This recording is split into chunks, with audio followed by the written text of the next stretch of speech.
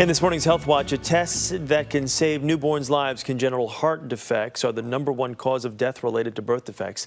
Now, there is a simple test that can detect the problem, but it's not routinely used in the U.S. As medical correspondent Dr. Jennifer Ashton tells us this morning. Doc, good morning. Good morning, Chris. The test is called pulse oximetry screening, and today a federal panel is unveiling a new nationwide strategy to use this very effective method to screen infants for congenital heart disease.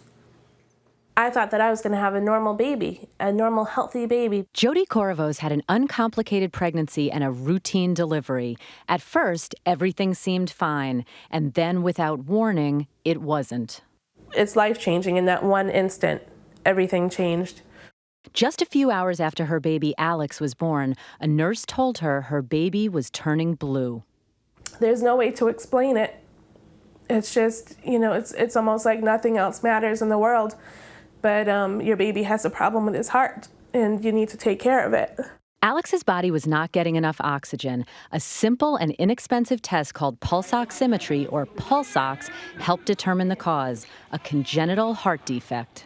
I had never heard of pulse ox before. I had never heard of congenital heart defects before, and I truly didn't know that this was even a possibility. But congenital heart defects are common. 40,000 babies are born with them each year. From 1999 to 2006, congenital heart defects caused nearly 28,000 deaths. It's particularly important that we identify babies with these critical congenital heart defects, because if we don't, they can go home from the nursery and very rapidly die. No states currently require pulse oximetry screening of newborns, but at this hospital in New York, all babies are tested. A sensor is taped to the foot, and the red light painlessly measures how much oxygen is in the blood. It's an easy test to do. The parameters for deciding what is normal or abnormal are clear-cut. The oxygen saturation has to be greater than 95% at 24 hours of age. As for baby Alex, his oxygen level was only in the 50s. He needed emergency heart surgery.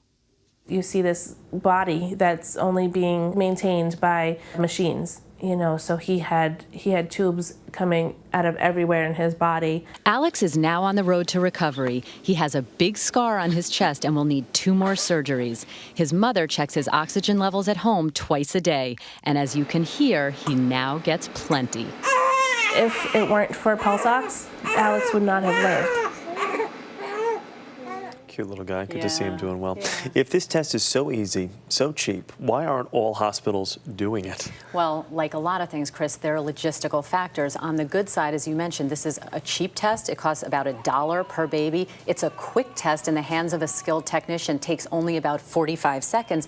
But what you do if a hospital or baby gets a positive result needs to be worked out. Not every hospital has access to pediatric cardiologists and the more specialized tests that need to be done if the result is abnormal. The other thing that's interesting is this test can be a little less than perfect in darker skinned babies. So Hispanic babies, African American babies may have some results that are less than ideal. So again, the logistics still need to be worked out. It would just seem if it saves babies' lives, it would seem common sense. But right. Are there other tests that can be done to Absolutely. detect Prenatal ultrasounds, usually done around 20 weeks during pregnancy, are accurate in detecting about 75% of these congenital heart defects. When you combine that with a physical exam done in the nursery and pulse oximetry screening, 92% of congenital heart defects will be detected.